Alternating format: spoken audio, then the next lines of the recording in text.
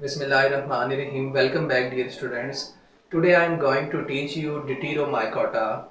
Deuteromycota को Deuteromycetes भी कहते हैं और इसे imperfect fungi भी कहते हैं. इसे imperfect इसलिए कहते हैं क्योंकि इसमें perfection नहीं पाई जाती, इसमें sexual phase नहीं पाई जाती. अभी तक ये sexual phase इनके अंदर observe ही नहीं हो सकी, इसलिए इसे imperfect fungi कहते हैं. ये हेट्रोजीनस ग्रुप ऑफ फंजाई है, यानी इसमें मुख्तलिफ किस्म की फंजाई पाई जाती है.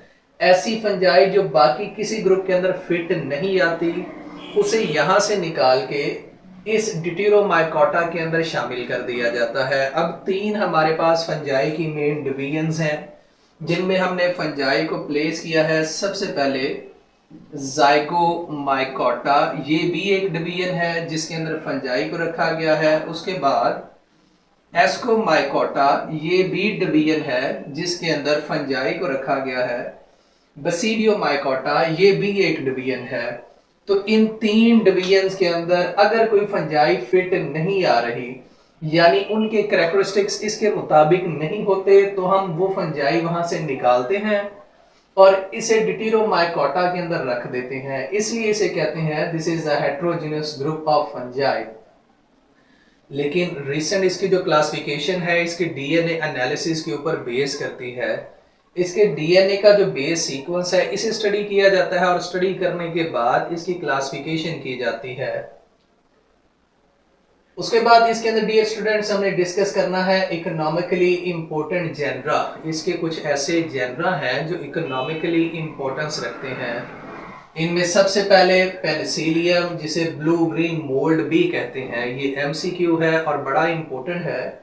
पेनिसिलियम को ब्लू ग्रीन मोल्ड कहते हैं. अस्परजिलस, ये भी एक जेनरा है, इसे ब्राउन मोल्ड कहते हैं. अल्टरनेरिया, फ्यूसेरियम, हेलमिंथोस्पोरियम, ये सारे इसके इकोनॉमिकली इंपॉर्टेंट जेनरा हैं. अगर पेंसिलियम की बात करें तो ये सेप्रोफाइटिक है, जो डेड ऑर्गेनिक मैटर के ऊपर फीड करती है. ये किसी भी ऑर्गेनिक मैटर या फ्रूट के ऊपर ग्रो करती है. ग्रो करने के बाद अपने हाइफा को उस ऑर्गेनिक मैटर के ऊपर स्प्रेड करती है, फैला देती है. फैलाने के बाद एंजाइम उसके ऊपर रिलीज करेगी, उसे तोड़ेगी और तोड़ने के बाद उसके न्यूट्रिएंट को अपने अंदर एब्जॉर्ब कर लेगी.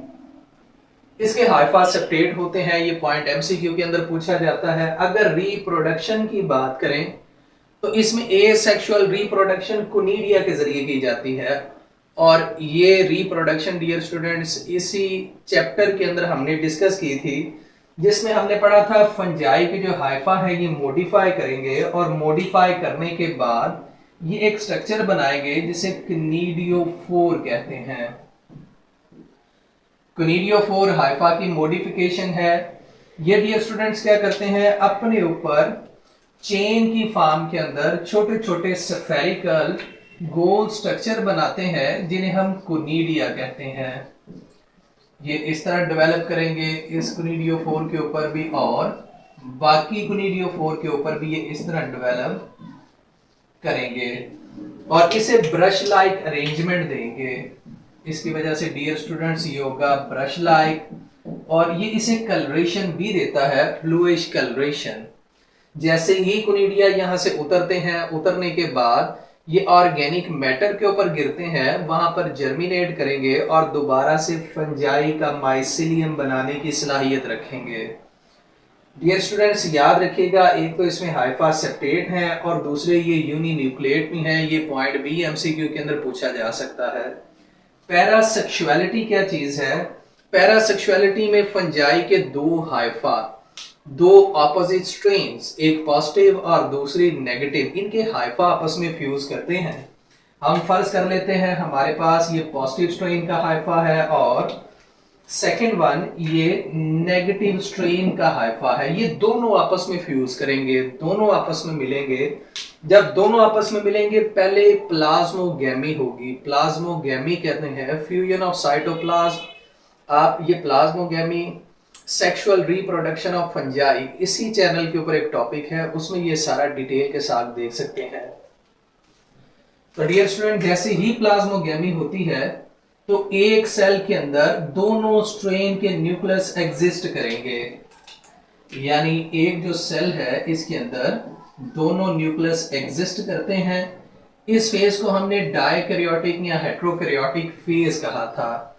अब उसके बाद डियर स्टूडेंट्स कैरियोगैमी होती है, दोनों न्यूक्लियस आपस में फ्यूज कर जाते हैं और हर सेल के अंदर एक 2n न्यूक्लियस डेवलप करते हैं यहां पर, यानी हमारे पास इसमें 2n न्यूक्लियस डेवलप होगा।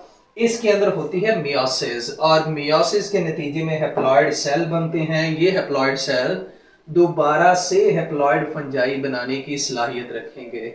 This term is called parasexuality. Dear students ये हमारे पास टॉपिक था डिटेरोमाइकोटा, डिटेरोमाइसीड्स और इम्परफेक्ट फंजाई।